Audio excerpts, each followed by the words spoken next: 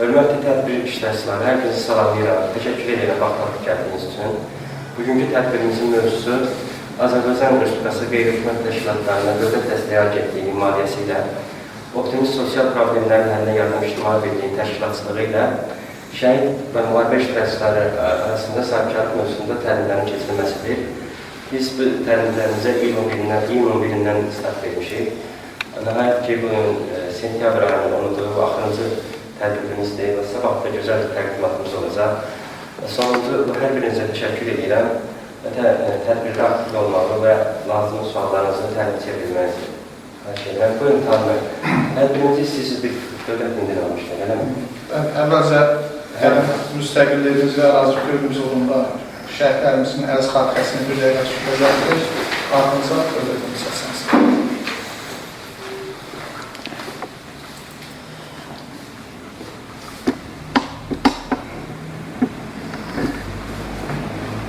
Allah şəhidlərimizə rəhmət edilsin.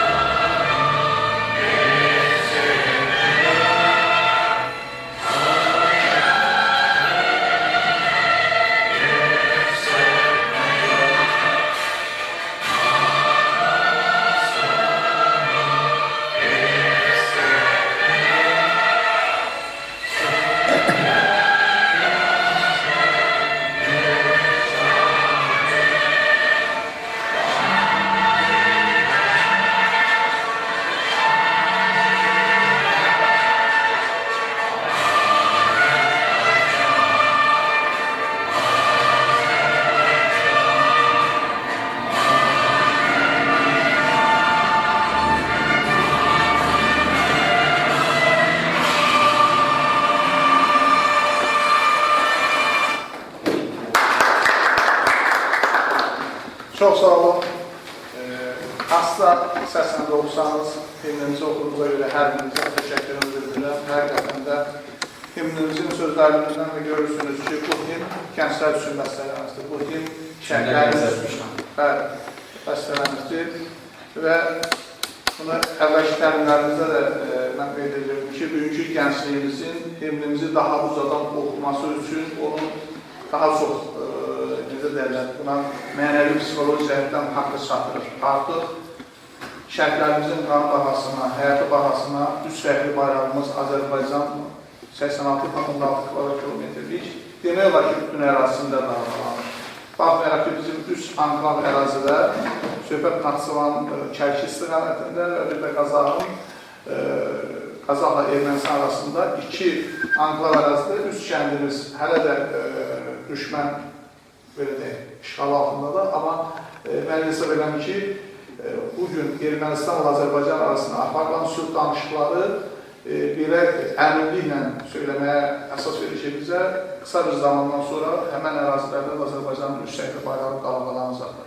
Çünki artıq demək olar ki, vacib olan məsələ odur ki, Azərbaycan həm 44 günlük vətən müharibəsində, həm də 23-cü ildəki 23 saat çəkən antiterror tədbirlərindən düşməni Azərbaycanın istədiyi şəklər daxilində işbirliyinə, sülhə vadar edirdik və sülhə razılaşdırdık. Bugün Habil müəllimlə qeyd elədiyi kimi bizim şəhid ailələri və müharibə iştirakçıları üçün nəzərdə tutulan Azərbaycan Respublikasının qeyri-hökumət təşkilatlarının Dövlət Dəstəyi Agentliyinin maliyyə dəstəyi ilə həyata keçirilən layihəmizin 7-ci təlimidir və mən 1-ci təlimdən dövlətə təlimin proqramını sizin nəzərinizə çatdıranda bildirmişdim ki, bu mövzular bir-birindən elə bir əlaqəlidir ki, elə o dərəcədə cilalıdır ki, biz hər bir mövzunu ayrıca, geniş izah edərkən, eyni zamanda bütün keçdiklərimizə və növbəti dərslərdə keçəcəyimiz mövzulara toxunmalıyıq. Çünki əks təqdirdə mövzu yarımsıq qala bilər və o yarımsılıqda sizdə daha düzgün anlaşılmaqda problem yaradırlar. Bugün mən deyərdim ki, bizim 7-ci təlimimiz əslində 8 təlimli mövzunun sonuncusu hesab ola bilər. Sabah növbəti sonuncu təlimimizdə biz daha çox sizin biznes ideyalarınızı, hansı ki biz təlimlərin birində Səidə xanımla Fatma xanımın ideyasının bir təqdimatını da keçirdik. Çox yaxşılanmışdır, amma təəssüflər olsun ki, digərləri fikirlərini müzakirə eləsələr də, amma elə bir təqdimatla çıxış eləmədilər. Bugünkü təlimimiz həm də məntiqi baxımından, ardıcılığı baxımından ona görə sonuncu təlim adlandırır ki, bizim hədəf auditoriya kimlərdir? Şəhid ailəsi və müharibə iştirakçısı olan insanlar. Bir var, kiminsə, belə deyək də, atadan qalma pulu varmı və ya gedir, lotariyası düşür, yaxşı cekota, o pulla mı və ya başqa bir formada üçüncü yolla pul əldə edir, biznes qurmaq istəyir. Bir də var, bizim dövlətin müəyyənləşdirdiyi şəhid ailələri üçün, müharibə iştirakçıları üçün ki, dövlətin siyasətli var, onların məşğulluğunun təmin olunması ilə bağlı. Bu kateqoriyada olan insanların sahibkarlıq fəaliyyətinə başlanmasının A-dan Z-yə qədər olan Z-si bizim bugünkü müzakirə mövzumuzdur. Söhbət nədən gedir? Sahibkarlıq fəaliyyətinə başlayan yeni kiçik və orta sahibkarlar üçün dövlətin dəstəyi və qrant proqramları. Dövlət dəstəyi və dövlətin maliyyə dəstəyi ilə qrant proqramları dedikdə, bugün Azərbaycanda bu fəaliyyəti dəstəkləyən dövlətin bir neçə vacib qurumları var ki, bunlardan biri adında da elə kiçik və orta sahibkarlığın inkişafı agentliyi olan KOBİYA'dır ki, KOBİYA kiçik sahibkarları, kiçik və orta sahibkarları həm startup ideyalarını qrant formasında dəstəkləyir, həm də onlar üçün təlimlərin keçirilməsinə, onlara öz fəaliyyətlərinin ilkin mərhələdə təşkil olunmasına dəstək verməklə həyata keçirilir və bir də digər birbaşa maliyyə dəstəyi verən fond isə Azərbaycanda sahibkarlığın inkişafına yardım fondudur ki, bu fondun maliyyəsi Azərbaycanda fəaliyyət göstərən mövcud banklar vasitəsilə, yəni biz birbaşa gedib fonda müraciət edib oradan pul ala bilmirik. Amma biz hazırladığımız kiçik və orta sahibkarlıq fəaliyyəti üçün olan biznes planımızı yaxınlaşırıq istənilən bir bankin filialına. Buyurun. Yəni, biraz ola bilər müzakirələrlə bağlı. Biznes planla yaxınlaşırıq istənilən bir bankin filialına və bildirilir ki, biz dövlətin kiçik və orta sahibkarlar üçün müəyyənləşdirdiyi düzəkli sahibkarlıq istifadə edilməkdir və artıq onlar bizim biznes planla tanış olur. Bu nə dərəcədə fondun müəyyənləşdirdiyi kriteriyalara uyğundurmu, uyğun deyil. Tüm bu prosedurlardan keçdikdən sonra həmən sahibkarlıq fondunun maliyyə dəstəyilə kiçik və orta sahibkarlar istifadə edə bilir. Amma yenə deyirəm, bu bizim mövzunun sonu olmağına yanaşı, istəyirəm ki, mən yenidən əvvələ qayıram, sahibkarlıq fəaliyyəti ilə bağlı. Hüseyin, sahibkarlıq fəaliyyətinə başlamaq nələr tələb olunurdu? 5 iflas qayda var idi. Hansılardır? Plan idi. Nə idi? Birinci plan, yəni ki... Nə idi? Plan, yəni ki... Plan idi ona? Proqramımız üçün. Eşk olsun. İdeya, İdeya. ideya. Plan değil, şey demek. Şimdi planı sonra dersin de ona göre. Ha. İdeya, sonra məkan, hava. Saydı. Güveye hiç olmasa peşine düz gelmezse. İdeya, İdeya. kollektiv, ondan sonra Ona komanda diyelim. Kolektif değil. komanda, daha sonra məkan, avadanlıq, bütçə. Bu son. Aferin. Düzü. Çok güzel geliyorlar. Bak ideyanın varlığı bize sonradan neyi yaramasını yatır çıkarır. Yani karşılıklı məqsəd qoyulmuş. Yok, ideya məqsəd bu aydındır. Yani sırf biznese başlamaktan mütəbət. O ideya sonradan çevirip ne olmalı? Gerisi, real. Biznes plan. Artık bizim ideyamız var. Biz o ideyadan yola çıkırıp özümüzün biznes planımızı hazırlayırıq. Yani deyirəm, bizim timsalımızda da biz sabahların adını çəkdiyim dövlət qurumlarının istənilən birine yaxınlaşıb düzəlşir kredilər götürmək istəyirik ki, istənilən fəaliyyət sahəsində. Bir də istənilən xanımsız qeyd edilərsiniz ki, əsasən sahibkarlıq fəaliyyəti iqtisadiyyatın hansı sahələri var ki, bu sorğulaqdan hansıdır? Sənaye, kənd təsərrüfatı, ticarət və xidmət. Yəni biz istənilən bir biznesimizi sizin şəxsən təqdimatınızda bu sırf xidməti, ticarət və xidmətin onların olan. Yaxınlaşırıq banka, bizdən ideyamızı bəyərir, bu işi kimə görəsən, Hüseynə görəcəm, çox gözəl. Harada görəsən, Sabunsuda görəcəm, Sabunsun harasında bunları sadalırsan gibi. Hər dəfə sizə bu sual verilməməkdən ötəri, siz bütün bu sualları özündə etibar edən biznes plan hazırlayıb, təqdim edirsiniz banka, investora. Və o artıq sizin həm konkret vaxt çərçivəsində alacağınız pulu nəyə xərcləyəcəyinizi də görür.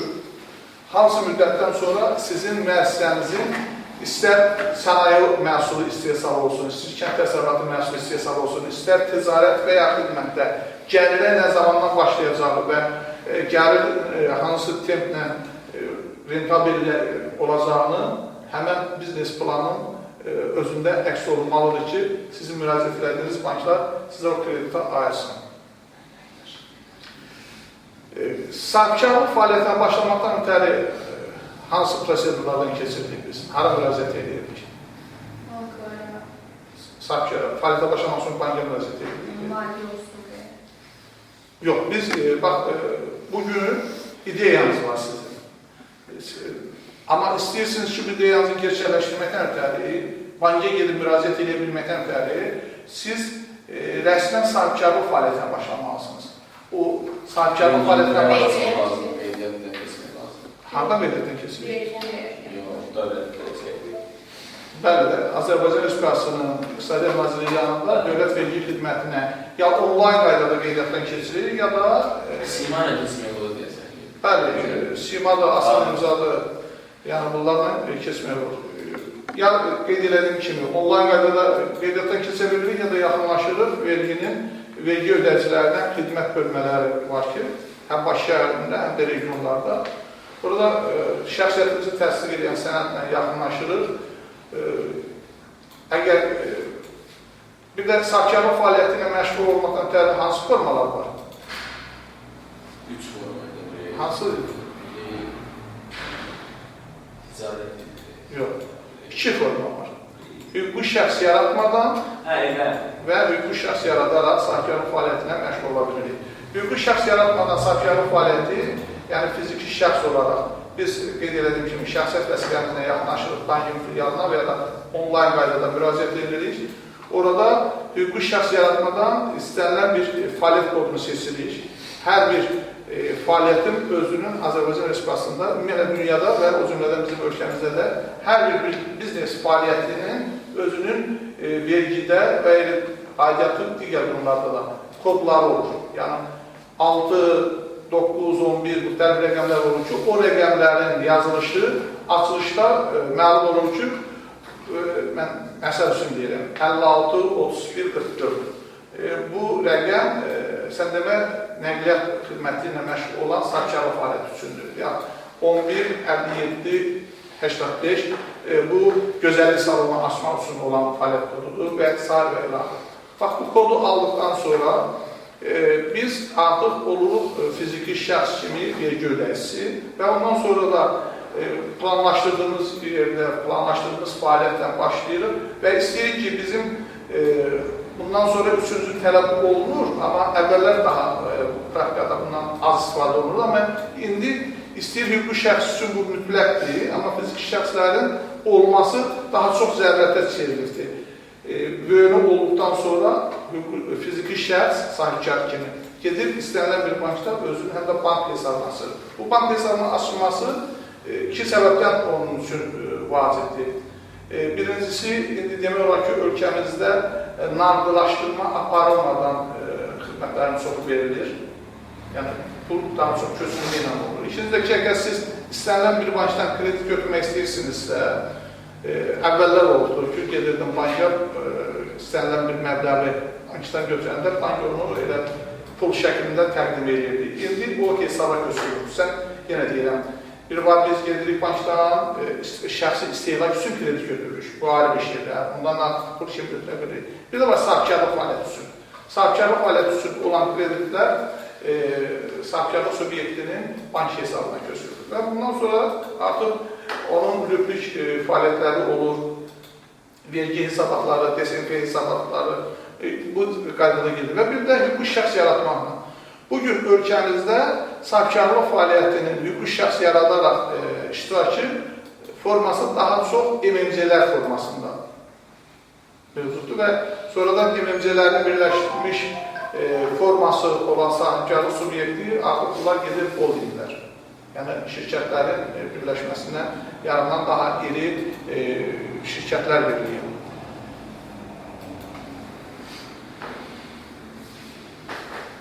Biz öz məhsulumuzun belə deyək də, rəqabətə qabiliyyətli olması üçün hansı prosesləri izləyirik?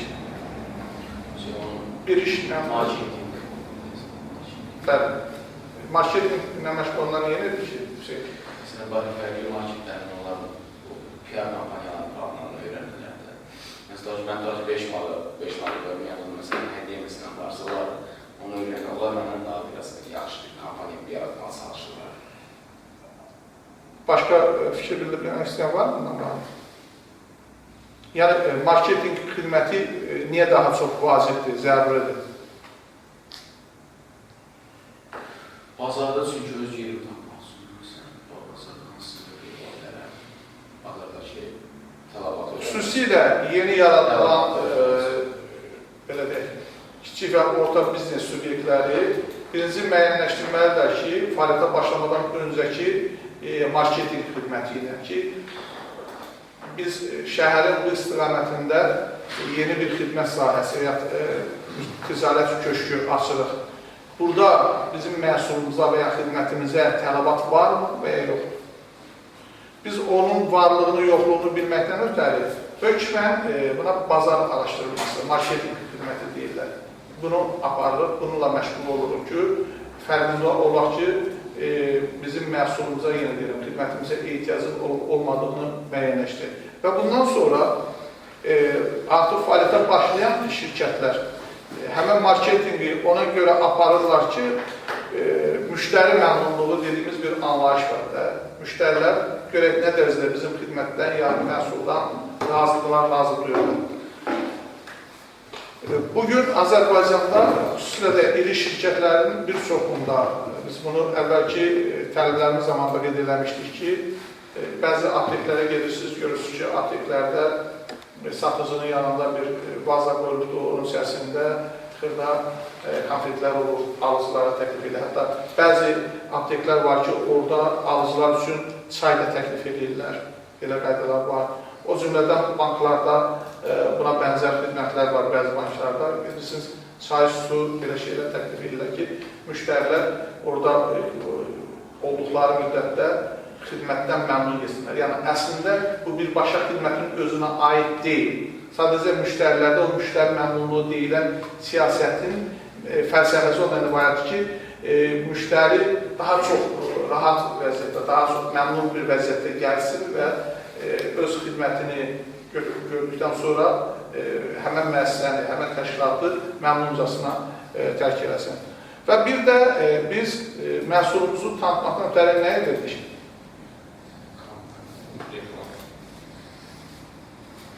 Reklamın hansı növləri var? Biri televiziyada, reklamlar, işte əvvəllər daha çox olurdu. Bir də ki, ona yanında çətin olurdu. Televiziyada reklam vermək kiçik və orta sahibkar üçün uyğundurmu? Niyə? Mən büdcəyə görə. Bəli. Televiziya reklamları kifayət qədər bahalı reklamlar. Hal-hazırda məncə daha yaxşı.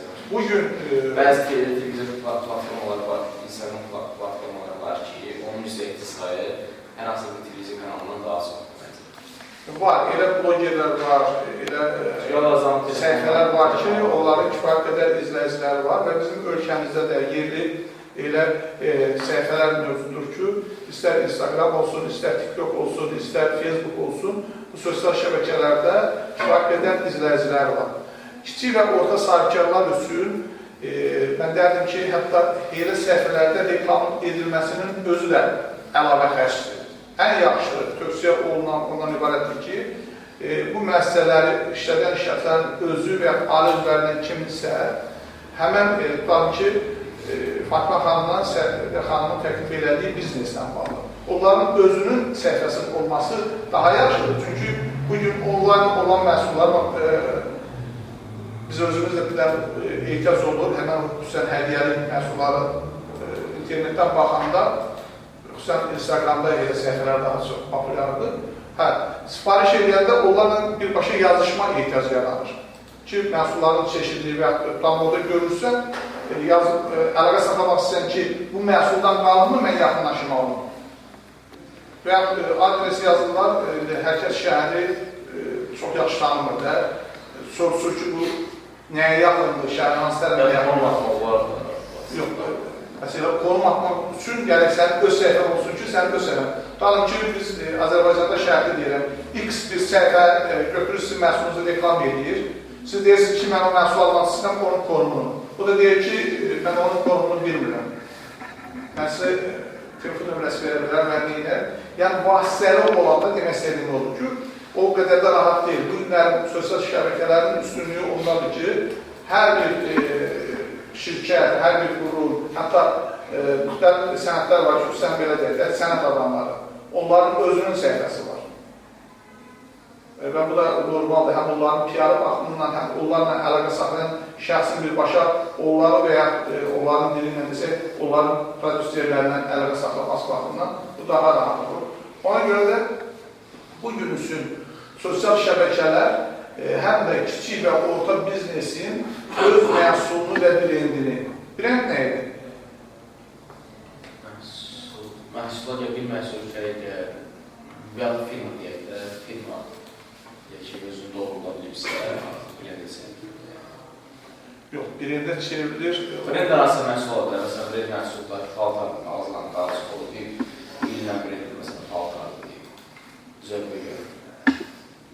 Brend istənilən bir şirkətin simvoludur. Biz küçədə həmən o simvolu görəndə bilirik ki, tutalım ki, boşqab yanında səngəl bıçaq. Sən bilirsən ki, bura yeməkxanadır. Qayçı daraq. Görəndə bilirsən ki, bura bərbərxanadır. Bax, bu brendlər bunlardır və təbii ki, mən onun sadə formasını deyirəm. Orada bəzən elə olur ki, Coca-Cola sözünün özünü yazmışır. Siz bilirsiniz ki, bura Coca-Cola'nın və bəzən avtomobillərin adının yazmışır. Mercedes-in ümbilemi. Hər kəs bilir ki, bu Mercedes maşınıdır ümbilemi. Yəni, brendlər bunlardır. Bu baxımdan qeyd elədiyim kimi, sosial şəbəkələr kiçik və orta sahibkarlığın brendlərinin və xidmətlərinin, məhsullarının təbliğ olunması baxımından çox əlverişlidir və hətta mən deyərdim ki, məhz bunun üzərindən bugün getdikcə də dövriyyəsi milyardlarla dolları özündə etibar edən onlayn biznes şəbəkələri yaranır. Bugün dünyada ən böyük biznes auditoriyası Amazondur. Onu bununla yanaşı son illər bizim ölkəmizdə də populyarlaşır Temu. Trend yolu indi üstəlik bir müddət bundan əvvəl edir Trend yolu. Sonra AliExpress deyilən müxtəlif belə şəbəkələr var ki, hansı kampaniyalarla söz yox. Yəni bax burada söhbət nədən gedir? Həm özünün sosial şəbəkələr üzərindən çox rahat kampaniyasının aparılması, həm də müştəri məmnunluğu. Müştəri məmnunluğu. Buradan Temu ilə sifariş verirsən, Çindən məhsul Azərbaycanın Uzqar kənd rayonlarından Bakıya gələn vaxtdan daha tez çatır.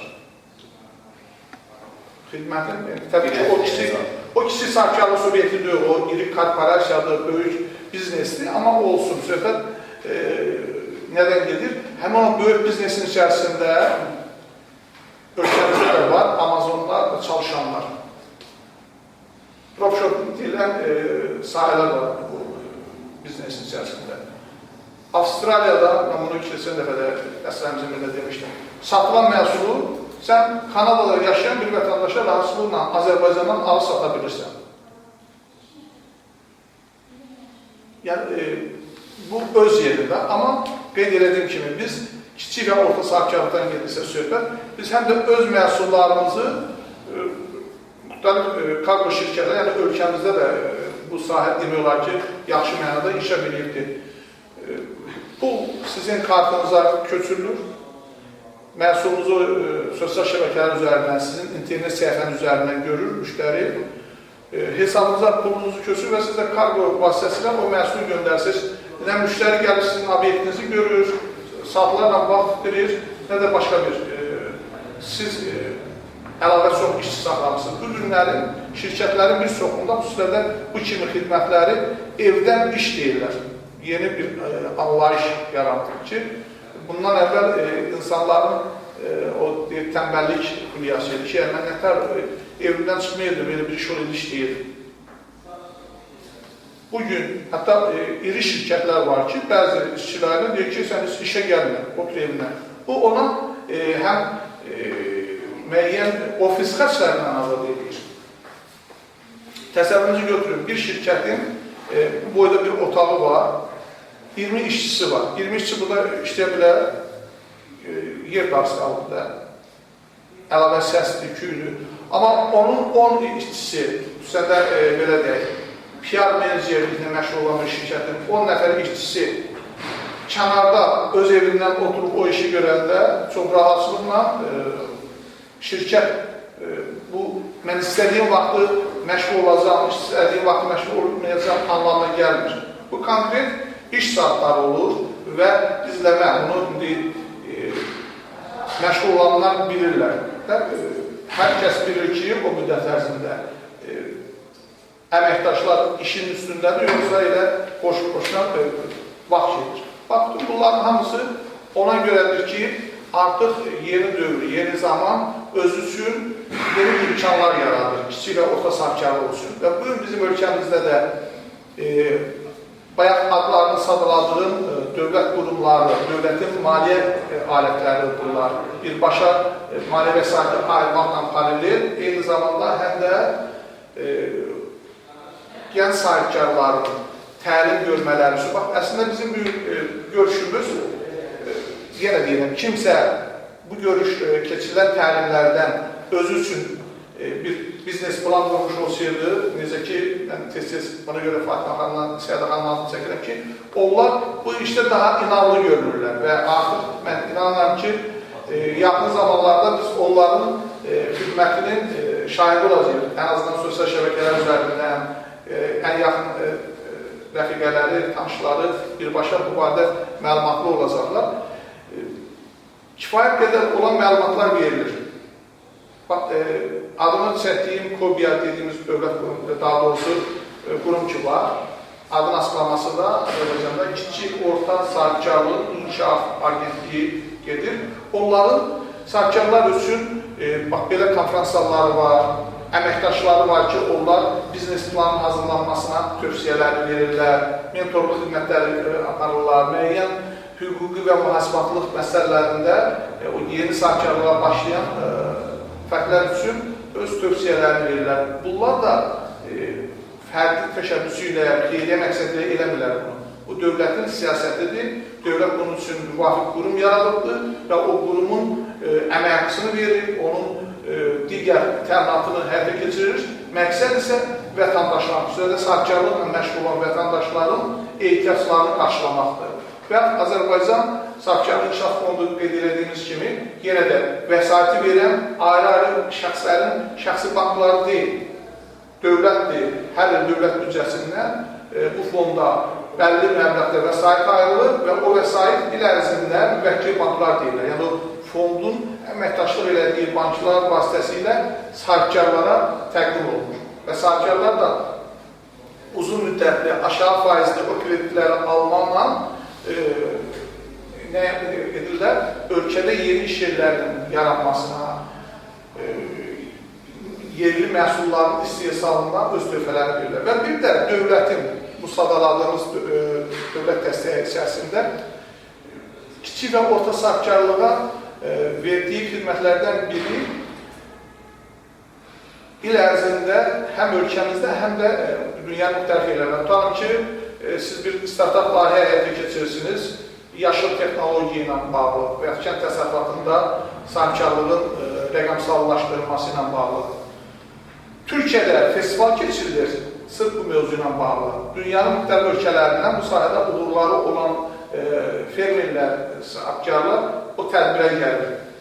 Və siz də gedirsiniz, orada sizdən irəlidə olan texnologiyanı görürsünüz. Sizdən, necə deyirlər, eyni fəaliyyəti verən şirkətlərin daha yeni texnologiyadan necə səmərəli istifadə edilməsi. O birinci əl işlədir, bir ikinci.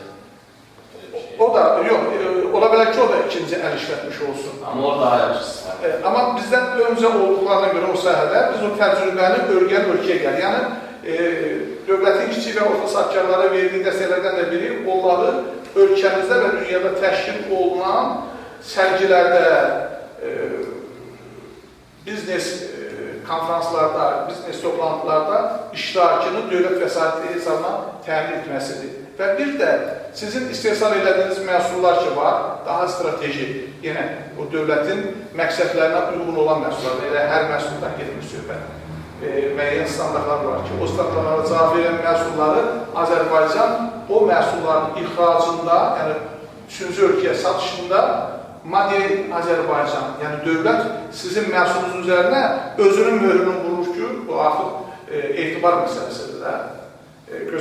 Gedirik bir mağazadan mal alanda onun gerçəkdən Alman məhsulu olmadığını bilmək istəyir, Yapon məhsulu olmadığını bilmək istəyir. Ona hardan bildik?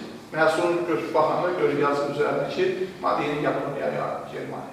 Yəni, bu dövlətlərin milli brendləridir ki, bu da keyfiyyətin nişanı kimi qəbul olunub, başa düşülür. Beləcə, mən israr edirəm ki, bizim dövlətin dəstəyi və qrantlarla bağlı bugünkü mövzumuz burada yekunlaşdıra bilərik. Əlavə suallarınız varsa, bölümlərindən mən cavablandırmaq istəyirəm. O zaman hər birinizə təşəkkür edirəm. Orada bir çay süfrəmiz olacaq. Keçən çayınızın içində sağ olun.